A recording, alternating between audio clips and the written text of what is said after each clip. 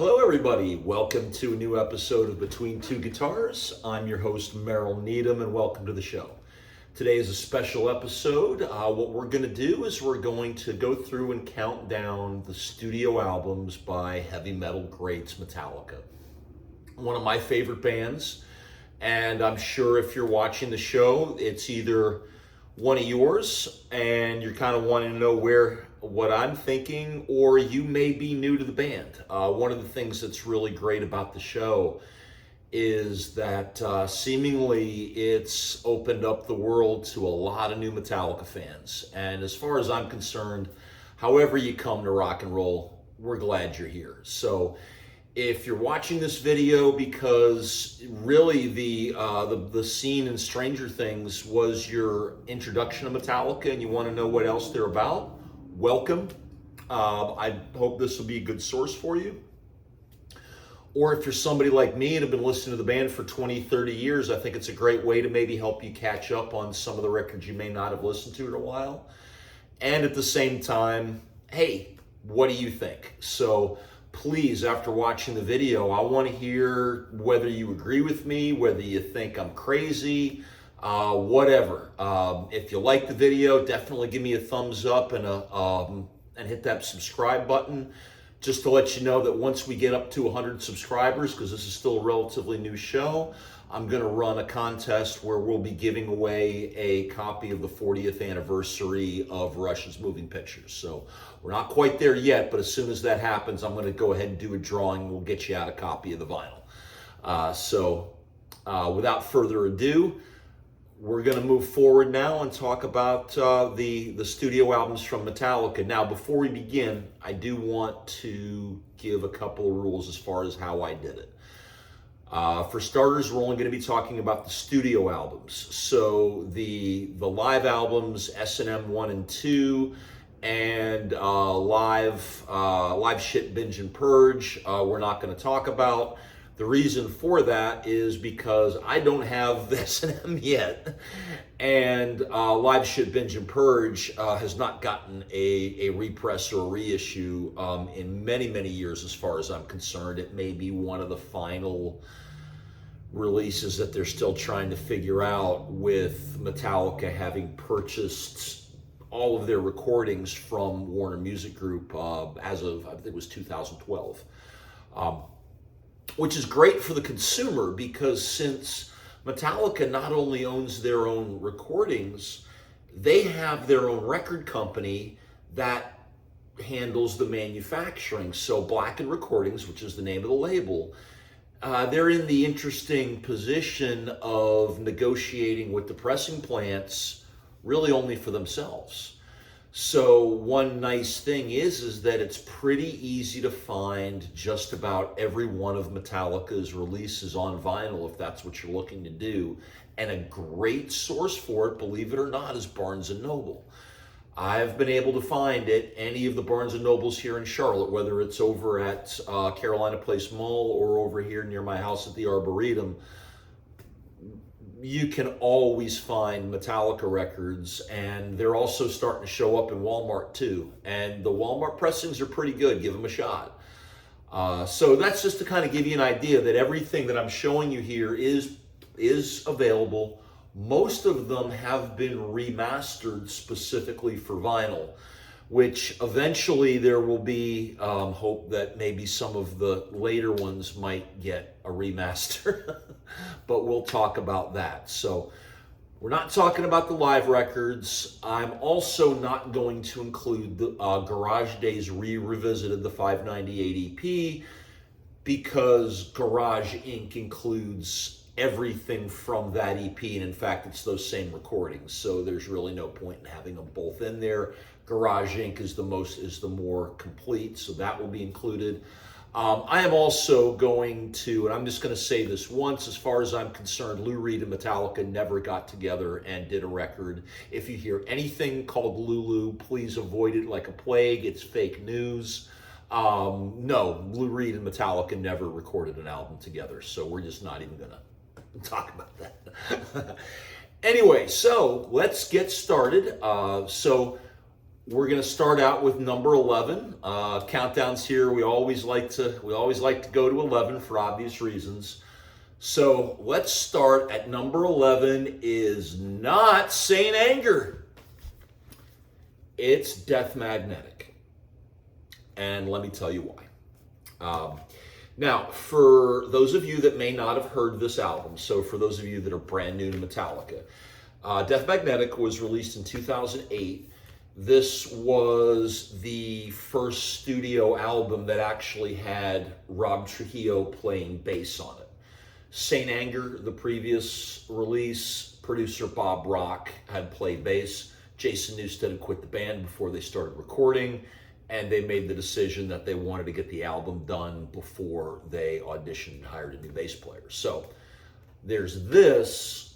Also, you know, Metallica throughout the 90s and most of the 2000s caught a lot of grief from fans. We'll call them gatekeeping fans. These are some of the same fans that may be giving some of y'all new Metallica fans a little bit of grief online. Please ignore them. I don't think they know any better. But anyway, Metallica, who spent their entire career making the album that they wanted to make, making changes to their sound or their style completely because of what they felt they wanted to do, they reversed course with this album, and I think they made the album that their fans wanted to hear. And I think because of it, I don't think it was quite as honest a release. There's some great songs on it, but it almost seems like it's checking boxes. That Was Just Your Life kind of starts out a little like Battery. The very last song on the album, My Apocalypse, is the hardest, fastest song on the album, just like what you would get on the first four. And that song just happens to be about Cliff Burton. Then you have to take into account that the CD, when it first came out, was basically unlistenable. If you heard anything about something called the Loudness Wars, basically what that was starting in the 90s, once CDs had become firmly entrenched, a lot of producers had started turning up the volume levels on recordings to insanely high volumes, to the point where the music starts compressing or clipping, and you're not really hearing the full spectrum of what was actually recording. There was a couple of reasons for this. One of them, although there are many others, the louder songs, if you're listening to the radio, the louder songs people pay more attention to. And this started happening more and more and more. And one of the producers that was really, I guess, into making the recordings as loud as possible was Rick Rubin. The Red Hot Chili Peppers' Californication, prior to Death Magnetic, was probably the one of, if not the loudest records that they made, and one of the reasons why, thankfully, the Loudness Wars were lost. I have Californication on vinyl, and it is pretty loud. It's not as bad as the CD, but it's getting there. And unfortunately, Death Magnetic is pretty unlistenable as well, even on vinyl. Now, there is a little bit of relief if you can still find it. In the early days of the PlayStation Network, when Guitar Hero was still a thing, Metallica released Death Magnetic as a playable, downloadable content for Guitar Hero World Tour. You could actually play the entire album, and Sony kind of forced a remaster.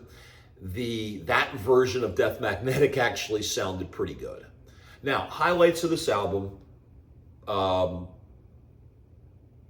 The Day That Never Comes, which was the first single. Great single. I just wish it was recorded better.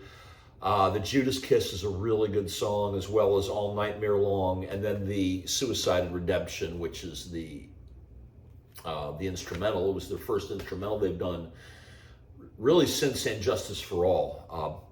Again, I like the album, but it is their weakest, and it doesn't sound very good. So at number 11, Death Magnetic. Now, moving on to number 10, and of the same in that same vein of not sounding very well, when I got this record, I listened to it for the first time really since the CD first came out, and it's still a very hard album to listen to. The drums are out of tune. There's no guitar solos. James Hetfield's guitar tone was really strange. And then, the lyrics were also very aggressive. I think if any band other than Metallica had put Saint Anger out, I think it might have been a little bit more well received. And I actually do have it ranked higher than Death Magnetic, and for a couple of reasons. One is that I think the songwriting on this album is a hell of a lot better. And where Death Magnetic, I believe, again, they made that album for the fans. They made this album for the life of the band. If you saw the documentary, Some Kind of Monster, you really should, because that brings me to the other part, which I think the highlight of this album is also, thankfully, the very first track is called Frantic. And if you listen to that song, what you're hearing James Hetfield basically losing his mind in real time on this song and them catching it. And when I'm listening to it, I realize that, this music has to be this ugly. Maybe the drums have to be out of tune.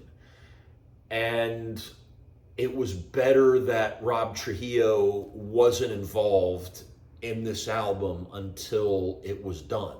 And as long as it took, James Hetfield had a rehab stint in the middle, and he almost quit the band. Metallica almost didn't make it.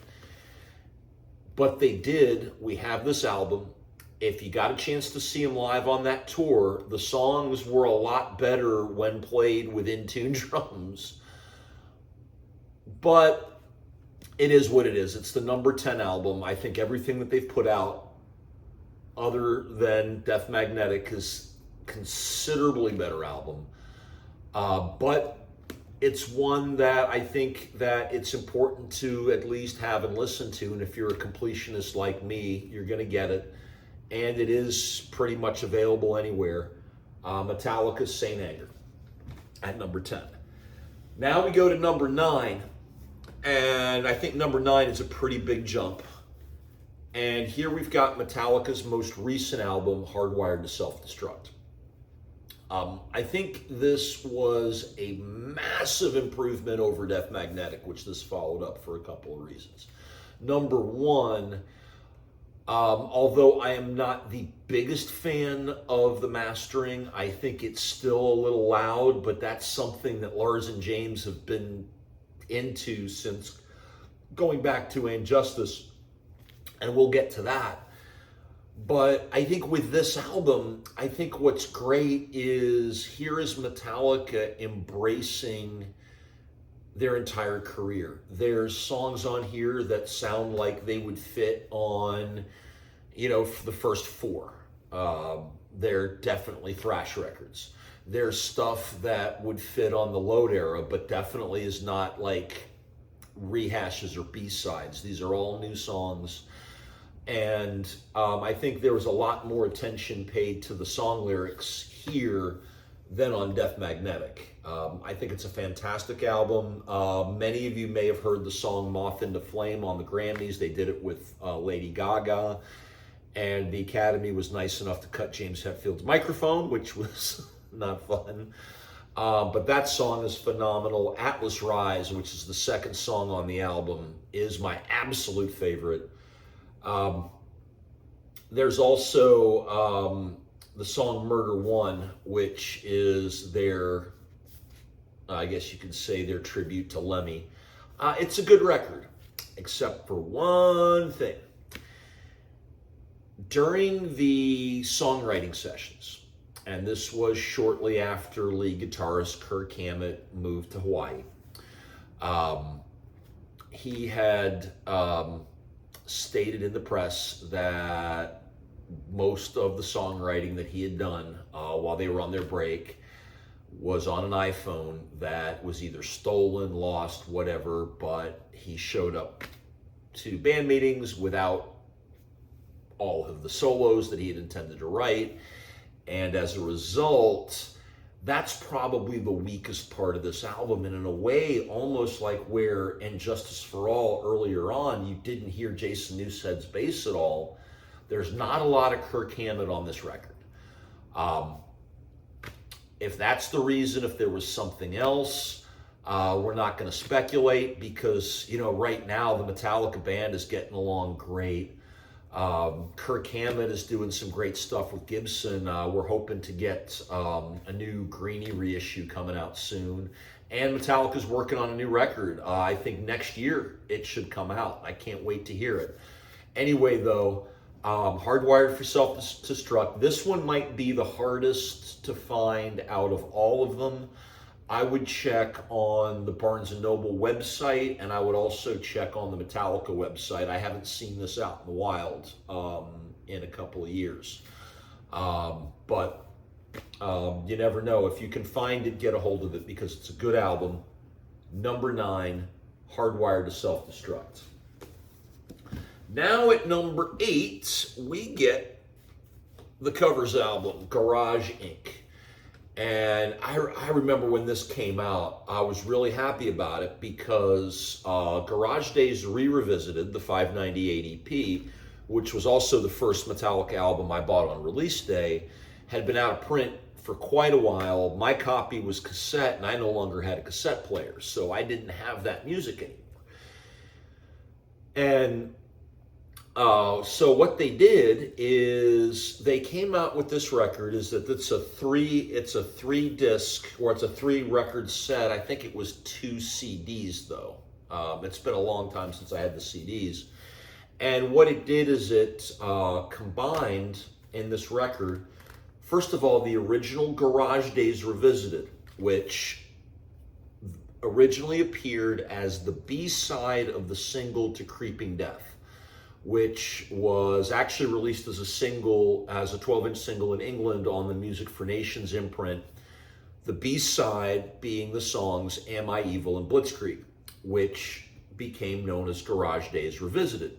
Now, when Elektra purchased Metallica's recording contract from Megaforce, what they did in order to get those songs is they put them on Kill 'Em All, because to be honest, I think those songs kind of fit better there. Kill 'Em All was the shortest of the 3 albums between Kill 'Em All, Ride the Lightning, and Master of Puppets. So I think it made probably the most sense to add them there. So if you have an older Elektra cassette of Kill 'Em All, Am I Evil and Blitzkrieg probably appear there. They no longer appear on the new Blackened Recordings versions because they're here.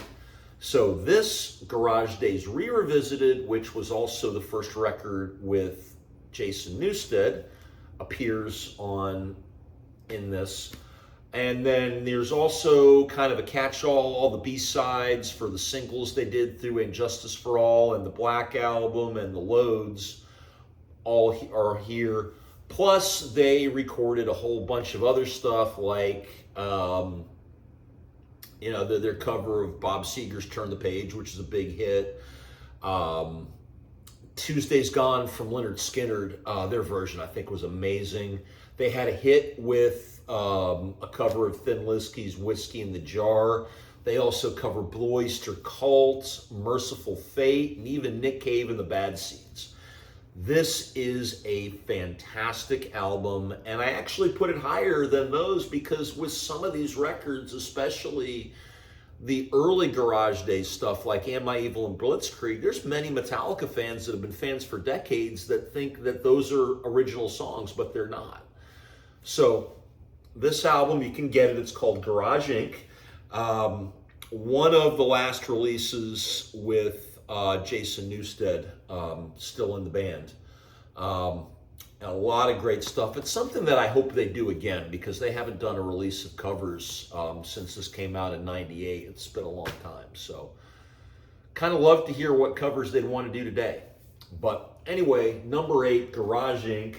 There are copies available that I've seen them in the wild recently at Barnes & Noble, as well as at Walmart. So there you go, number 8. At number 7, here's where I'm probably gonna get some people going. Merrill, are you crazy? Why are you holding Kill 'Em All the way down here at number 7? Well, it's their first album. It's a great album. I love it. I think it's the best thrash album of all time. But let's face it, Metallica are more than a thrash band, and they had pretty much transcended thrash by the time they got to Ride the Lightning. But let's talk about this one. First of all, why do I love it? As far as a debut, this is a really, really great album, especially with what they had to record with and the circumstances under which the record happened. So the band had just driven across country from San Francisco to New York to meet up with Johnny Z, or John Zazula. May he rest in peace. We just lost him earlier this year. He was the founder of Megaforce Records and had signed Metallica.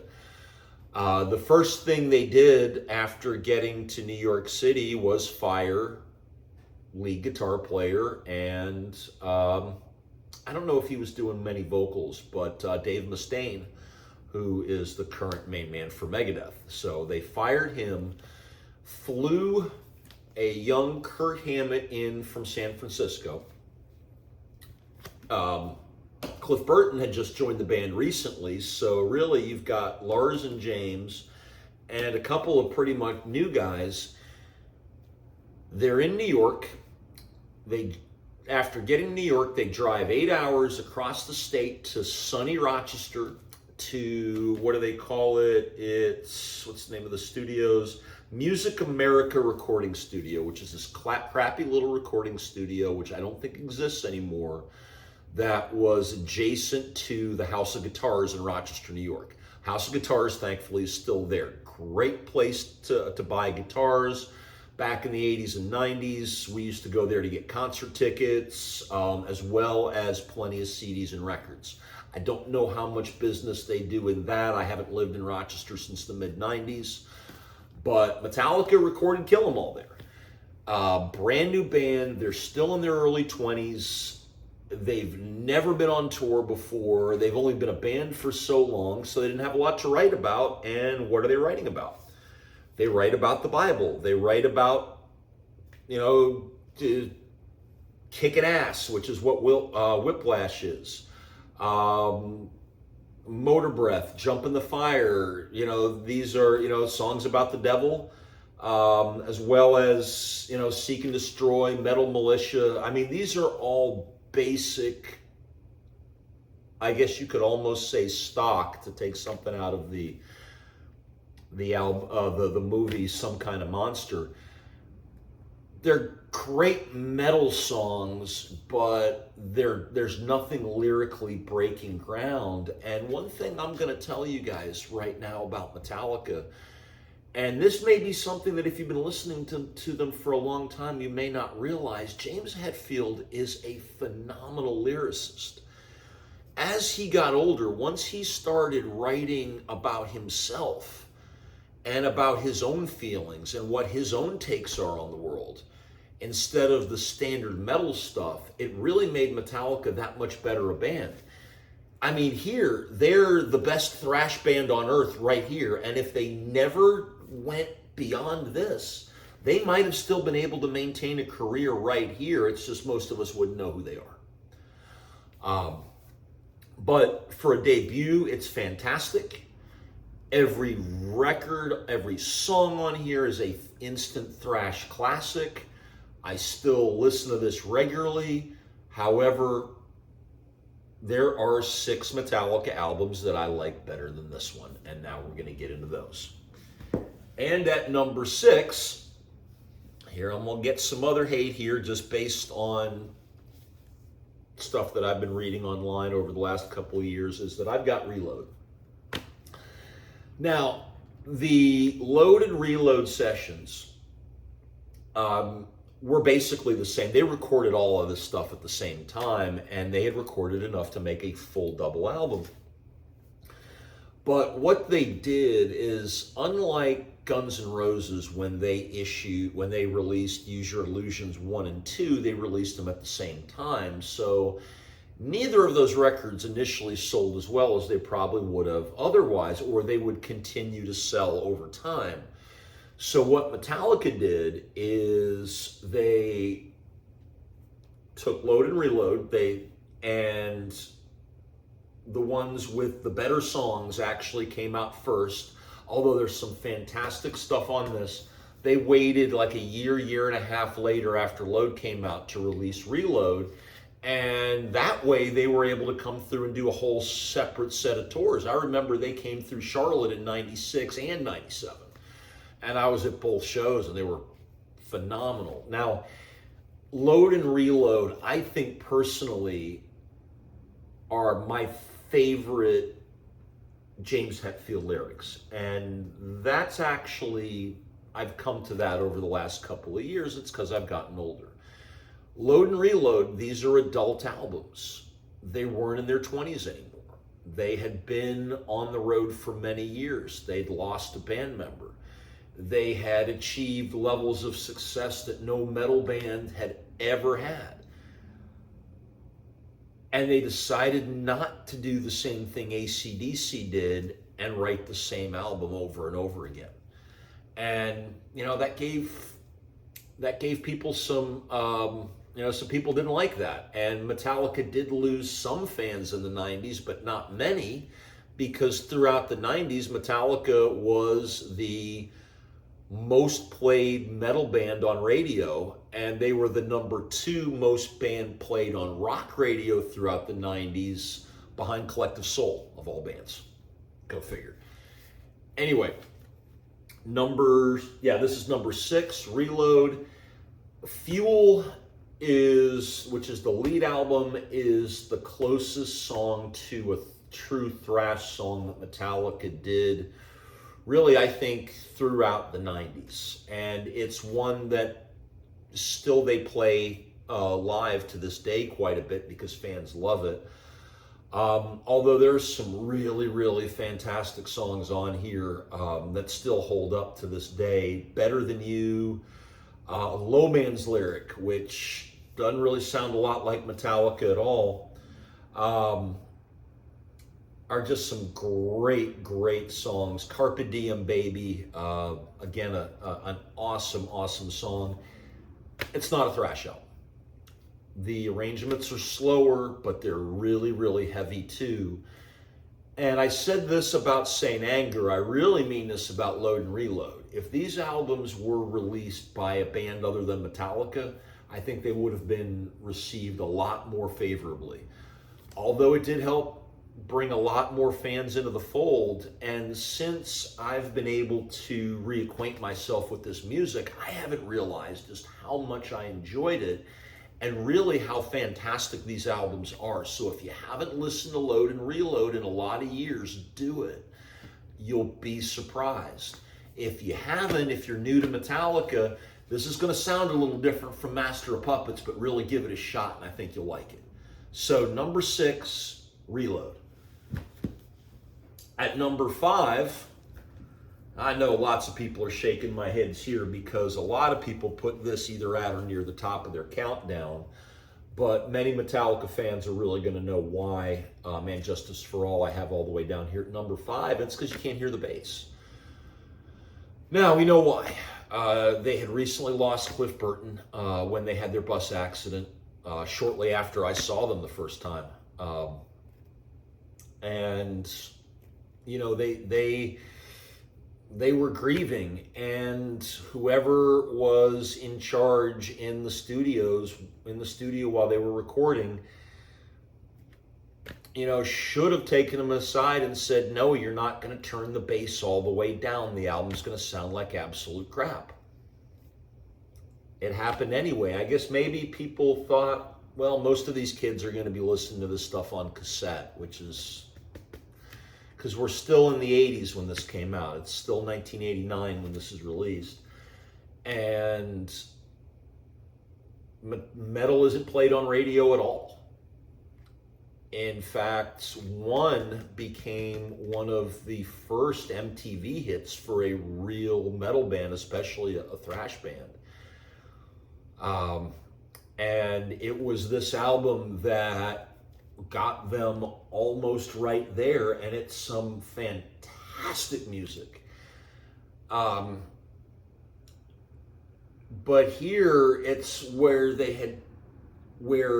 Master of Puppets is one of the best albums they ever did, and I think Master of Puppets may be the best heavy metal album of all time. May have given something away, may not have, we'll see. They started going in a direction here that if they continued it, they'd just be another Iron Maiden. The arrangements were longer, more prog-like. I mean, at the time, I was listening to a lot of Yes, too, so it's like when I was hearing this, I was totally in my element.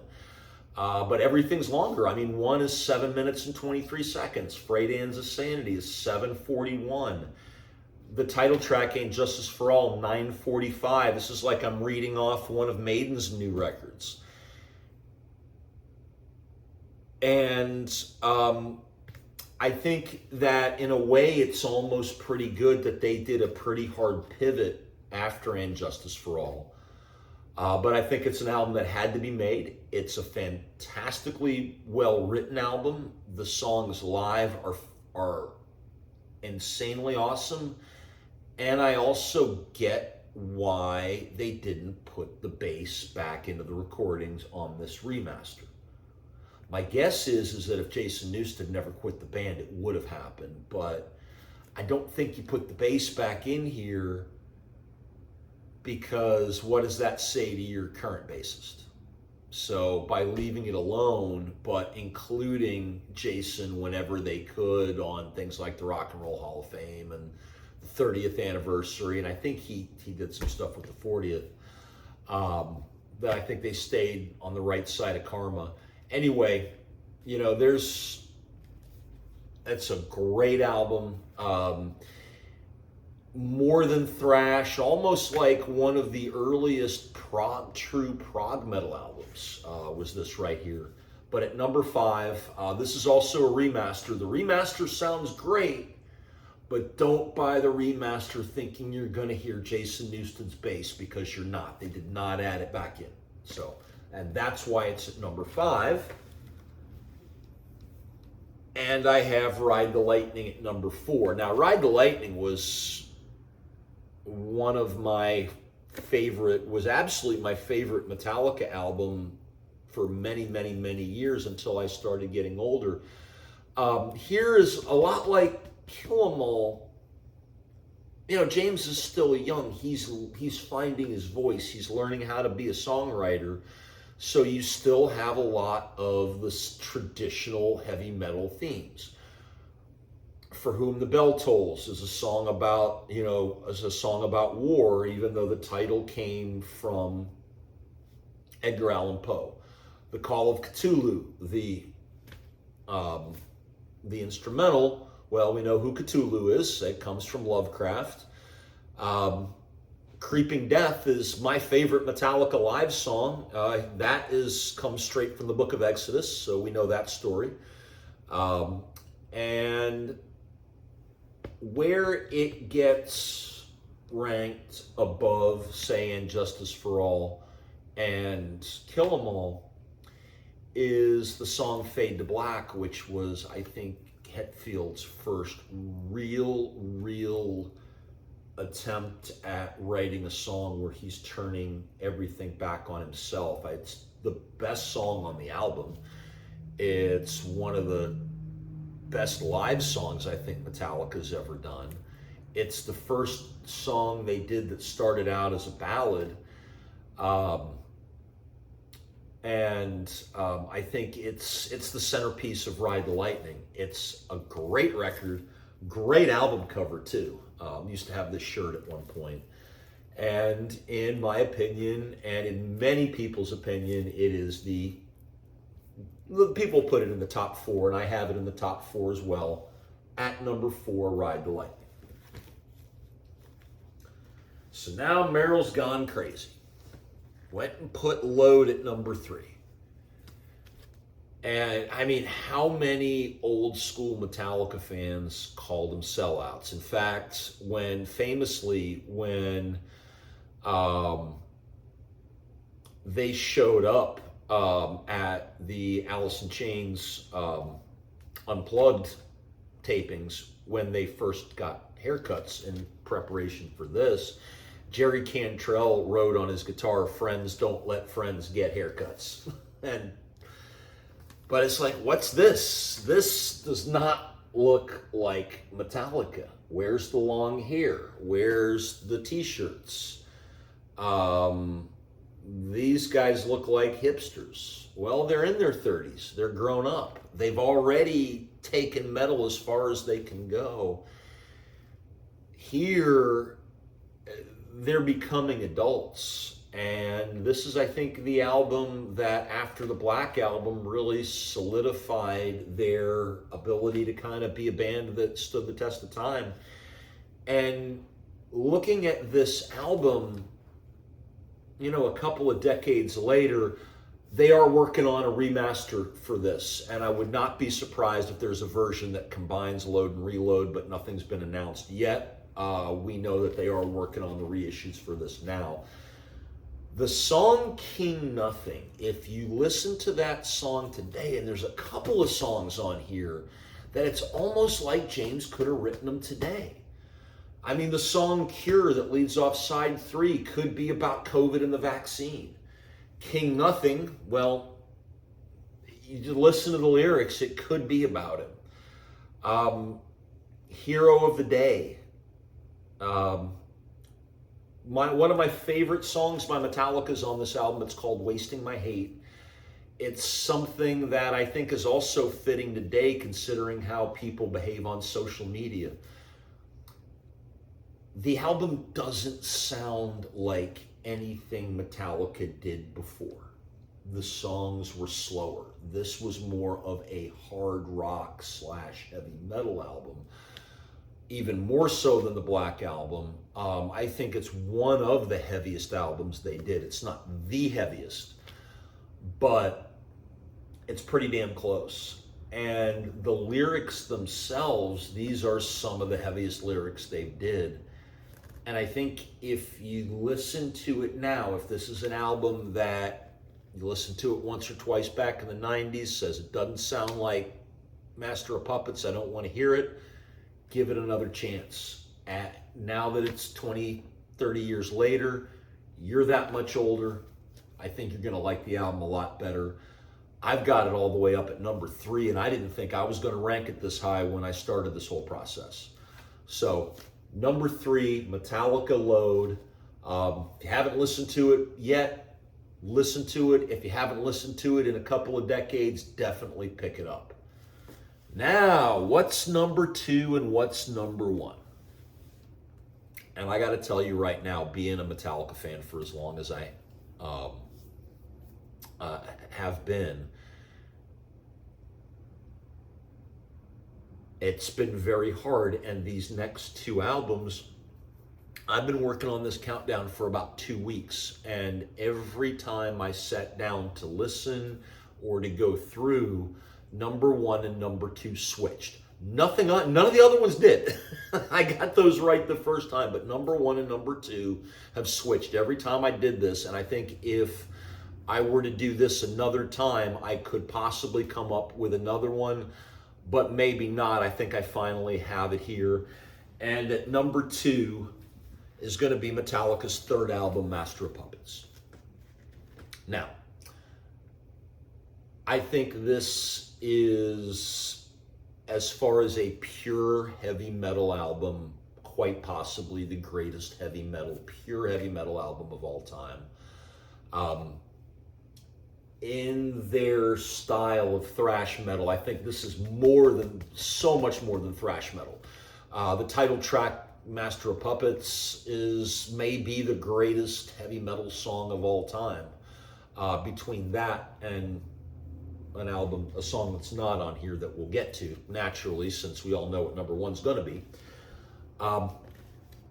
God, this is such a good album though, and there's no bit of filler. I remember I first heard this. I got this album on cassette shortly after I saw Metallica for the first time opening for Ozzy. And then just, Battery, Master of Puppets, The Thing That Should Not Be, Welcome Home Sanitarium. We listened to this album over and over and over again. Most of my friends knew every lyric to every song.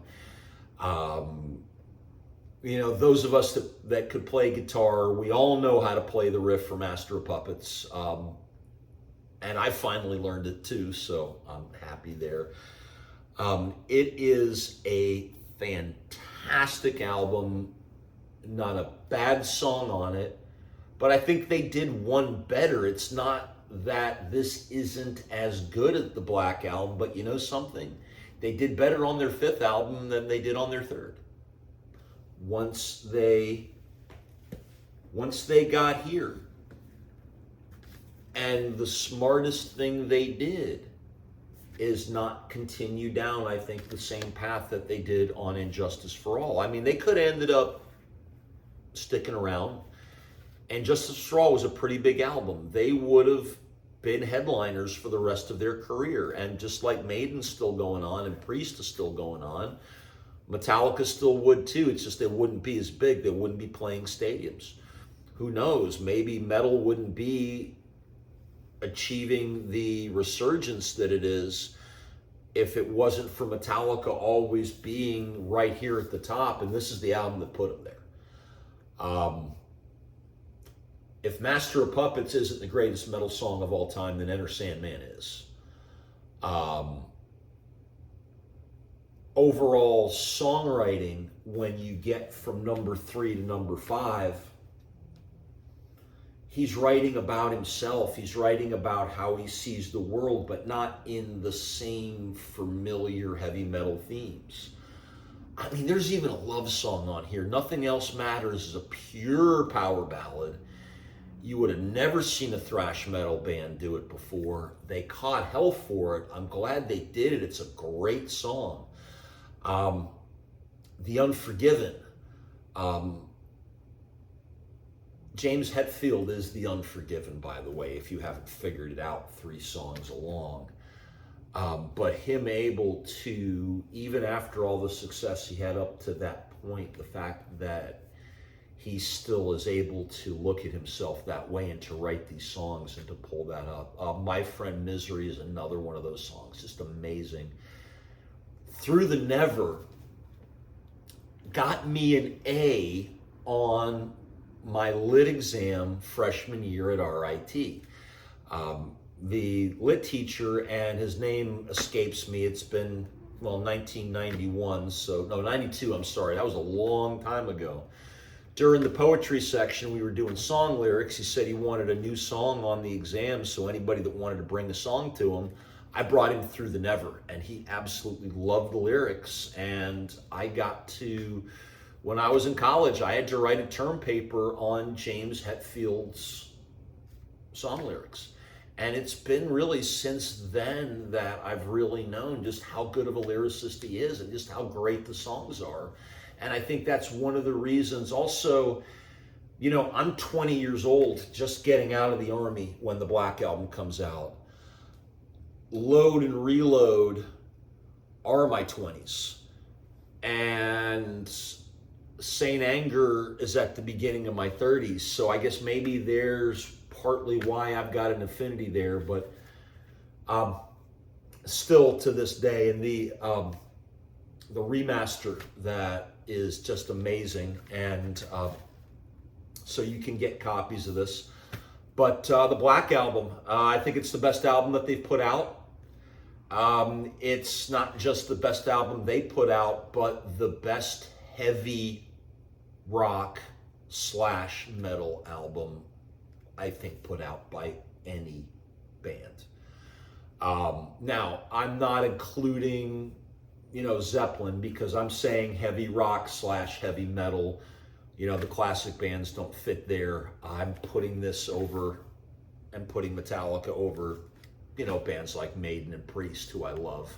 which might get me some downvotes there, but hey, this is my channel and this is my countdown, and I hope you all like it. I hope you all have enjoyed taking the time with me to go through these. If you're new to Metallica, please go on, listen to this music. Let me know what you think. Tell me if you agree with what I put down here at the countdown. Tell me if you think I'm crazy. Please hit the subscribe button and the like button. But as always, I want to thank you for taking the time to spend some time with me. And as always, rock ain't dead. Gene Simmons don't know what he's talking about. I'll see you next time. Bye-bye.